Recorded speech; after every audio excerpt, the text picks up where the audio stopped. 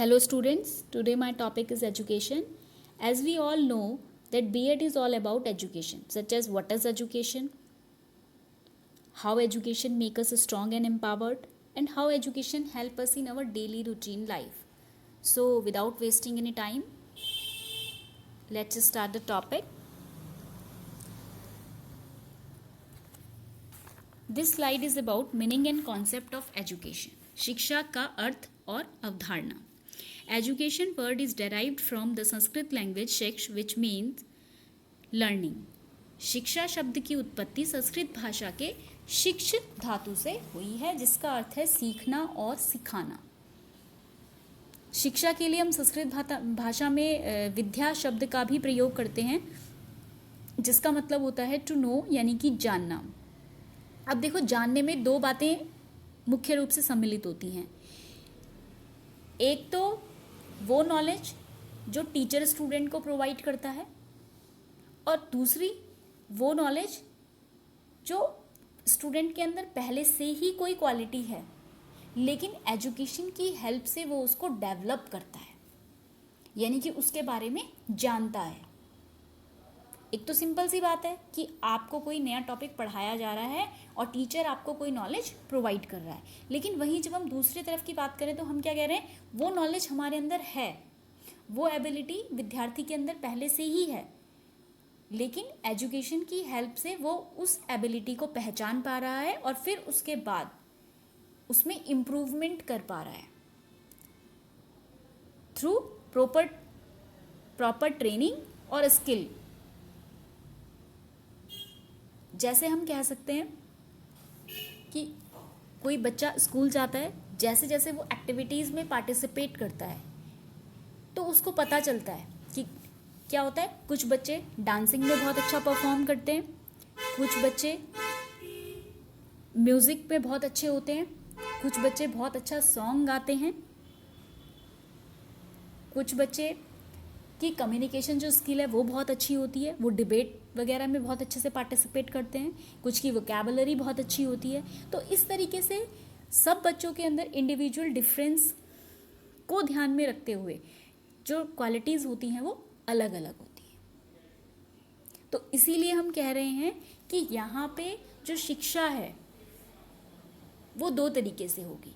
एक एजुकेशन, एक नॉलेज क्या होगी, एक एजुकेशन क्या होगी जो कि टीचर स्टूडेंट को प्रोवाइड कर रहा है, और दूसरी वो नॉलेज होगी जिससे स्टूडेंट जो है अपने अंदर की जो क्वालिटीज़ हैं, जो अपनी इनेट पावर्स हैं, उनको डेवलप कर पाएगा. तो इन दो चीज़ों का हमको ध्यान रखना है. वहीं पर भी अगर हम एजुकेशन की बात करें तो एजुकेशन का जो मेनली पर्पज़ होता है वो तीन रूपों में किया जाता है. एक तो एजुकेशन है जो हमें नॉलेज दे रही है, चाहे हम उसमें कहें ट्रांसमिशन ऑफ नॉलेज, चाहे हम कहें प्रिजर्वेशन ऑफ नॉलेज, और चाहे हम कहें एडवांसमेंट ऑफ नॉलेज. यानी कि जो शिक्षा है, एजुकेशन की हेल्प से ही हम ज्ञान को संरक्षित कर पाते हैं, यानी कि उसका प्रिजर्वेशन ऑफ नॉलेज कर पाते हैं. कैसे? जैसे कि आप देखते हो कि लाइब्रेरीज़ में काफ़ी सारी बुक्स होती हैं, है ना.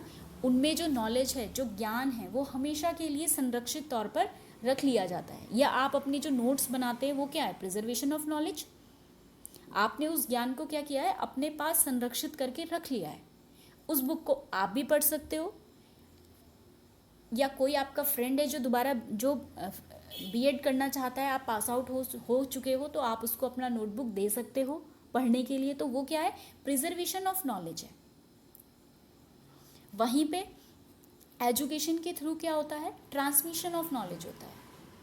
आपको कुछ नॉलेज प्राप्त हुआ, वो आपने किसी दूसरे को ट्रांसफ़र किया. या with the help of mythological serials, जैसे हम रामायण देखते हैं, महाभारत देखते हैं, तो वो क्या होता है, ट्रांसमिशन ऑफ नॉलेज हो रहा है.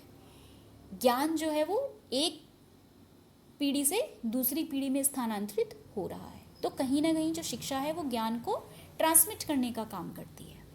और अगर हम थर्ड की बात करें तो एडवांसमेंट, जैसा कि आप देख रहे हो आज हम ऑनलाइन के माध्यम से पढ़ रहे हैं, तो ये किसकी वजह से पॉसिबल हो पाया है, एजुकेशन की वजह से. With the help of education we can easily use technology. हम फ्रेंडली हो गए हैं टेक्नोलॉजी के साथ. क्यों? With the help of education. तो एजुकेशन क्या कर रही है, हमको साइंस को और टेक्नोलॉजी को, इन सब चीज़ों को क्या किया गया, मिक्स किया गया और फिर एडवांसमेंट हुआ। जैसे हम आज गूगल क्लासरूम में पढ़ रहे हैं, यूट्यूब में चैनल्स बने हैं उनकी हेल्प से पढ़ रहे हैं, जियो मीट की हेल्प से पढ़ रहे हैं, तो ये क्या है, एडवांसमेंट ऑफ नॉलेज। और ये सब पॉसिबल हुआ है with the help of education. तो एजुकेशन जो है वो नॉलेज को प्रिजर्व करके रखती है, साथ ही साथ उसको ट्रांसमिट करती है, और फिर एडवांसमेंट, यानी कि कहीं ना कहीं शिक्षा से हर जो व्यक्ति है उसका विकास होता है, वो हर समय एक कदम आगे बढ़ता है, शिक्षा उसको आगे बढ़ाने का कार्य करती है। अगर हम दूसरे रूप की बात करें तो सब्जेक्ट ऑफ करिकुलम, आपने देखा होगा वैदिक काल में क्या होता था, किस तरीके की शिक्षा दी जाती थी, केवल वेदों की शिक्षा दी जाती थी, वहाँ पे केवल वेदों तक समाहित था। धीरे धीरे जैसे जैसे समाज बढ़ा, हमारा करिकुलम चेंज होता चला गया। आज हम करिकुलम में टेक्नोलॉजी को क्यों इतनी इम्पोर्टेंस दे रहे हैं, क्योंकि टेक्नोलॉजी के बिना शिक्षण अधूरा है। अगर आप ऑफलाइन टीचिंग भी कर रहे हो और आप टेक्नोलॉजी की हेल्प ले रहे हो तो वो इफ़ेक्टिव होता है। आप वीडियोस की हेल्प से स्टूडेंट्स को पढ़ा रहे हो, तो ये सब चीज़ें करिकुलम में इसीलिए जोड़ी गई। आपको आईसीटी पढ़ाया जाता है, क्यों, क्या ज़रूरत है बीएड के सिलेबस में आईसीटी को जोड़ने की, यही कि हर टीचर जो है वो टेक्नोलॉजी से फ्रेंडली होना चाहिए, इसीलिए करिकुलम का उसको हिस्सा बनाया गया।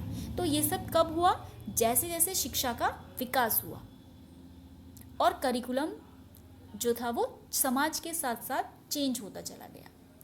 आप एनवायरनमेंट पढ़ते हैं, आप जेंडर पढ़ रहे हैं, क्यों ये सब चीज़ें जोड़ी गई, क्यों, ताकि लोगों को हम पर्यावरण संरक्षण की तरफ भी जागरूक कर पाएं। तो शिक्षा ही है जो करिकुलम को धीरे धीरे चेंज कर रही है। और जब हम करिकुलम को चेंज कर रहे हैं, जब हम टेक्नोलॉजी का यूज़ कर रहे हैं, तो उसका कहीं ना कहीं असर विद्यार्थी के व्यवहार पर भी पड़ेगा। क्योंकि हम कहते हैं कि जब भी हम कोई चीज़ पढ़ा रहे हैं, टीचिंग का जो ऑब्जेक्टिव होता है वो क्या होता है, बिहेवियर चेंज।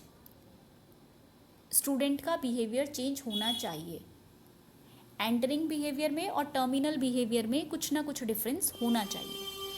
तो वो कब होगा, जब आप with the help of technology या इफेक्टिवली टीचिंग करेंगे, तभी विद्यार्थी का एंटरिंग बिहेवियर, टर्मिनल बिहेवियर में कुछ ना कुछ आपको डिफरेंस जरूर देखने को मिलेगा। तो शिक्षा जो है वो 3 रूपों में प्रयोग होती है। फर्स्ट इज नॉलेज, जिसमें हम बात करेंगे प्रिजर्वेशन ऑफ नॉलेज, यानी कि ज्ञान का संरक्षण, ट्रांसमिशन ऑफ नॉलेज और एडवांसमेंट ऑफ नॉलेज। इन 3 चीज़ों की हम बात करेंगे। दूसरा रूप होगा सब्जेक्ट ऑफ करिकुलम, यानी कि पाठ्यचर्या का विषय। जैसे जैसे शिक्षा बढ़ती रहेगी, समाज बदलता रहेगा, हमारा करिकुलम में सुधार होते रहेंगे। और तीसरा, जब करिकुलम में सुधार होगा तो अपने आप ही विद्यार्थी के व्यवहार में परिवर्तन होगा, क्योंकि आप ऐसे विषय उसको पढ़ा रहे हो जिन विषयों की उसको आगे चल के ज़रूरत पड़ने वाली है, तो वो उन चीज़ों को। Next slide. This slide is about concept of education, शिक्षा की अवधारणा। यहाँ पे हम इटाइमोलॉजिकल जो टर्म्स हैं उनकी बात करेंगे कि जो एजुकेशन का वर्ड है वो कहाँ से डेराइव्ड हुआ, यानी कि उसकी उत्पत्ति कहाँ से हुई है। तो सबसे पहला वर्ड है educare. Educare means to bring up and to nourish, यानी कि पालन पोषण करना। शिक्षा हमारा पालन पोषण करती है। अब वो हमारा पालन पोषण कैसे करती है, क्योंकि शिक्षा हमको अपने पैरों पे खड़े होने के काबिल बनाती है। हम अपनी आजीविका उसकी हेल्प से कमा सकते हैं। तो इसीलिए हम कह रहे हैं कि ये हमें टू ब्रिंग करती है, टू नरिश करती है, हमें जीने का सलीका सिखाती है। हमें क्या खाना चाहिए, हमें क्या नहीं खाना चाहिए, हमें कैसा व्यवहार करना चाहिए, ये सब चीज़ें क्या हैं, to bring up, to nourish के लिए बहुत ज़्यादा ज़रूरी है।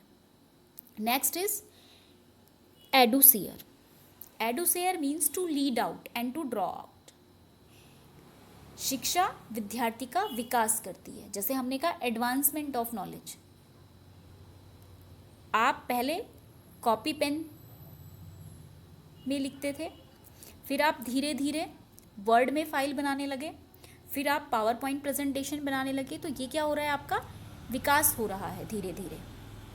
टू ड्रॉ आउट मतलब जैसा हमने प्रीवियस स्लाइड में भी कहा कि विद्यार्थी के अंदर जो पहले से ही समाहित है, एजुकेशन की हेल्प से स्टूडेंट उसको पहचानता है और फिर उसको बाहर निकालने की कोशिश करता है। बाहर निकालने की कोशिश का मतलब है कि with the help of proper training हम उन स्किल्स को डेवलप करते हैं अपने अंदर। तो एजुकेशन ही है जो हमारा विकास करती है और उन कैपेबिलिटीज़, उन एबिलिटीज़, उन टैलेंट को बाहर निकालने का काम करती है। Third is educo. The letter E means out and duco means to lead. मतलब किसी भी चीज को बाहर निकालना, जो भी आपके अंदर टैलेंट है उसको बाहर निकालना और उसी की हेल्प से अपना विकास करना। Last term is एडुकेटम, the act of teaching और ट्रेनिंग, यानी कि शिक्षित करना या प्रशिक्षण देना। वही मैंने कहा, शिक्षित करना क्या होगा, जो नॉलेज आपको टीचर से प्रोवाइड हो रहा है वो आप क्या कर रहे हैं, अपने आप को शिक्षित बना रहे हैं। और ट्रेनिंग क्या है, जो आपके अंदर स्किल्स हैं, जो आपके अंदर एबिलिटीज़ हैं, उनको आप कैसे मजबूत बनाते हैं, उनमें कैसे कौशल प्राप्त करते हैं। तो वो आपका क्या होगा, एक ट्रेनिंग पीरियड होगा। उन ट्रेनिंग की हेल्प से, आपने कहा आपको डांसिंग बहुत ज़्यादा पसंद है, आपको इंटरेस्ट आ रहा है, छोटे बच्चे में आप देख रहे हो कि उसको डांसिंग में इंटरेस्ट है, तो आप क्या करेंगे, उसको ट्रेनिंग क्लासेस में भेजेंगे कि वहाँ पे वो उसकी रिहर्सल्स करके, प्रैक्टिस करके सीख सके, तो वो उसकी ट्रेनिंग हो जाएगी। लेकिन वो एबिलिटीज़ उसको किसकी हेल्प से पता चलेंगी, एजुकेशन की हेल्प से। जब वो चीज़ों में पार्टिसिपेट करेगा तब उसको पता चलेगा कि मैं कौन सा काम अच्छा कर सकता हूँ। जब तक हमको कोई काम ट्राई नहीं करेंगे तब तक हमें पता नहीं चलेगा कि हम उस काम को अच्छा कर सकते हैं या खराब कर सकते हैं। तो ये इटाइमोलॉजिकल कुछ टर्म्स थे जो कि ओल्ड कॉन्सेप्ट ऑफ एजुकेशन है। Moving on the next slide, this slide is about modern concept of education. अब क्या कॉन्सेप्ट है, अब जो कॉन्सेप्ट है वो 4H का कॉन्सेप्ट है, हेड, हार्ट, हेड और हेल्थ। जो ज्ञान है वो हमारे, कोई भी जो ज्ञान है वो हमारे मस्तिष्क पर प्रभाव डालता है। इस तरीके से हम विद्यार्थी के सामने प्रेजेंट करेंगे कि उसका असर जो है विद्यार्थी के जो मस्तिष्क है उस पर अपनी छाप छोड़े। हार्ट की जब हम बात करेंगे तो अफेक्टिव डोमेन की बात होगी, यानी कि वो जो ज्ञान है वो उसके हृदय से होता हुआ जाना चाहिए। हृदय से होता हुआ का मतलब है आप कोई भी ऐसी टर्मिनोलॉजी यूज़ नहीं करेंगे जिससे उसकी भावनाओं को ठेस पहुँचे। आप विद्यार्थी के भावात्मक पक्ष का भी ध्यान रखेंगे। जब हमने हेड की बात करी तो हमने कॉग्निशन लेवल की बात करी कि जो भी उसका ज्ञान है वो मस्तिष्क से होता हुआ जाना चाहिए, यानी कि उसकी नॉलेज जो है वो बढ़ रही है। हार्ट का मतलब है ऐसा कोई शब्द आप क्लासरूम में यूज़ नहीं करेंगे जिससे विद्यार्थी के जो भाव है, भावात्मक पक्ष है, उसको उस पर प्रभाव पड़े। और इतना अच्छा कहेंगे, इतने अच्छे से इफ़ेक्टिवली अपने कंटेंट को प्रेजेंट करेंगे कि उसके ऊपर उस चीज़ का प्रभाव पड़े। लेकिन अपनी लैंग्वेज को आप ध्यान में रखेंगे। अगर आप मुस्लिम एजुकेशन पढ़ा रहे हैं तो आप कोई भी ऐसी एक टर्मिनोलॉजी यूज़ नहीं करेंगे जिससे कोई भी अगर क्लास में कोई मुस्लिम स्टूडेंट बैठा है तो उसको अफेक्ट हो वो बात। वहीं अगर आप वैदिक पढ़ा रहे हो तो आप कोई भी ऐसा शब्द का प्रयोग नहीं करेंगे जिससे किसी भी ब्राह्मण फैमिली को अफेक्ट हो उस पर। तो इसीलिए आप भावात्मक पक्ष का ध्यान अवश्य रखेंगे। हैंड यानी कि स्किल्स, कोई भी अगर ज्ञान है, अगर आप लर्निंग बाय डूइंग सीख रहे हैं तो ये बहुत ही इम्पॉर्टेंट होगा। हेल्थ की अगर हम बात करेंगे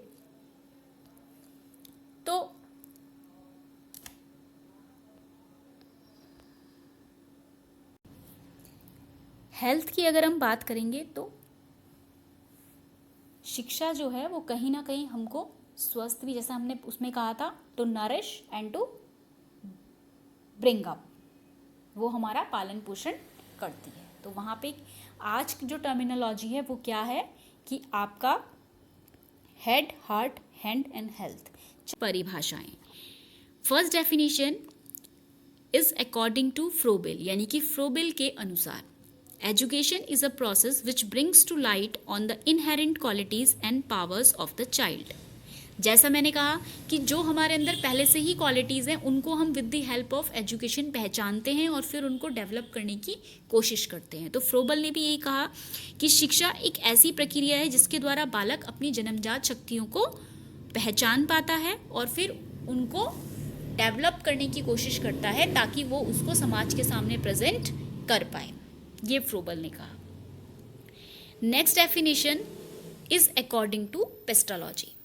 Education is a natural, harmonious and progressive development of man's innate power. शिक्षा मानव की जन्मजात शक्तियों का स्वाभाविक समरूप और प्रगतिशील विकास है। जैसे जैसे वो अपनी जन्मजात शक्तियों का ट्रेनिंग लेता है, उनको डेवलप करता है, वैसे वैसे ही वो प्रगतिशील विकास की तरफ बढ़ता है। तो वही शिक्षा है। According to Vivekananda, education is the manifestation of perfection already in man. शिक्षा उस परिपूर्णता का प्रदर्शन है जो मनुष्य के अंदर पहले से ही है। ये सारे डेफिनेशन एक ही बात कह रहे हैं कि हम अपनी जो इन्नेट टेंडेंसीज हैं, जो इन्नेट क्वालिटीज हैं, उनको with the help of education develop करते हैं। महात्मा गांधी ने कहा, by education I mean an all round drawing out of the best in child's and men's body, mind and spirit. सबसे बेस्ट जो है वो निकल करके आए विद्यार्थी के शरीर से, मन से और आत्मा से। यानी कि उसका ज्ञान कैसा होना चाहिए, उसके शरीर से भी, मन से भी और आत्मा से भी। यानी कि इस तरीके से कंटेंट को डिलीवर किया जाए कि विद्यार्थी के शरीर, मन और आत्मा तीनों चीज़ें जो हैं वो कहीं ना कहीं प्रभावित हो सकें।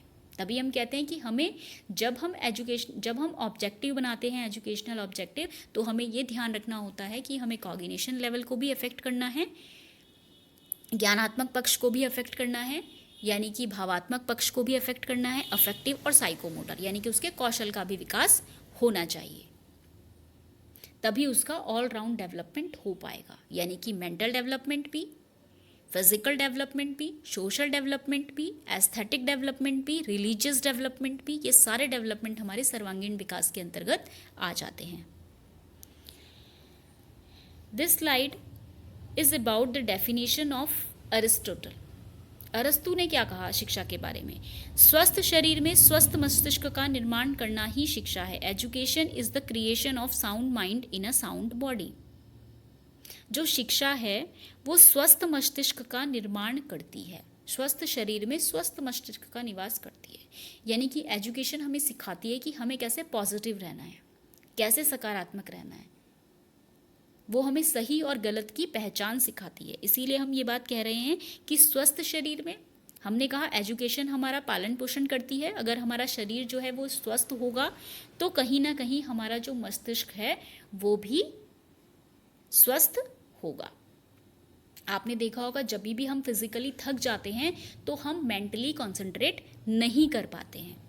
तो शरीर का स्वस्थ होना बहुत आवश्यक है। वही जब हमारा शरीर स्वस्थ होगा तभी हमारा मस्तिष्क भी स्वस्थ होगा। फिर चाहे आप एक टीचर हैं, अगर आप फिजिकली हेल्दी हैं तो आप अपने जो कंटेंट है उसमें अच्छी तरीके से कंसंट्रेट कर पाएंगे। और अगर आप एक स्टूडेंट हैं तो आप क्लास में तभी कंसंट्रेट कर पाओगे अगर आप फिजिकली हेल्दी हो। तो स्वस्थ शरीर होना बहुत आवश्यक है, तभी आप मेंटली भी हेल्दी रह पाएंगे। अगर आप फिजिकली हेल्दी हैं, अगर आप फिजिकली बहुत वीक हैं तो आप मेंटली भी अपने आप को वीक महसूस करेंगे। This definition is according to Radhakrishnan. Education should be man making and society making. शिक्षा को मनुष्य और समाज का निर्माण करना चाहिए। शिक्षा वह है जो मनुष्य और समाज दोनों चीजों का निर्माण करती है। क्योंकि मनुष्य का निर्माण होगा, हमने कहा स्वस्थ शरीर में स्वस्थ मस्तिष्क का निवास होता है, तो एक स्वस्थ मनुष्य यानी कि एक बैलेंस पर्सन बनेगा। और जब मनुष्य जो है अच्छा होगा तो उसके विचारों से कहीं ना कहीं समाज भी अच्छा होगा, क्योंकि हर एक इंडिविजुअल, हर एक मनुष्य के विचार ही हमारे समाज का निर्माण करते हैं। तो शिक्षा हमेशा मनुष्य को पॉजिटिव रखती है, और वही उसकी पॉजिटिव थिंकिंग, वही उसका सही और गलत की पहचान करना ही सही समाज की उत्पत्ति करता है। तो शिक्षा को मनुष्य और समाज का निर्माण करना चाहिए, यानी कि शिक्षा ऐसी होनी चाहिए जो अच्छे मनुष्य का निर्माण करे, जिसके अंदर ह्यूमैनिटीज़ की सारी क्वालिटीज़ हों, दया हो, प्रेम हो, सहानुभूति हो, इस तरीके की सब कैरेक्टरिस्टिक्स उसमें होने चाहिए, तभी हम एक अच्छे समाज का निर्माण कर पाएंगे। सो ये था आज का topic. I hope you all understand this topic.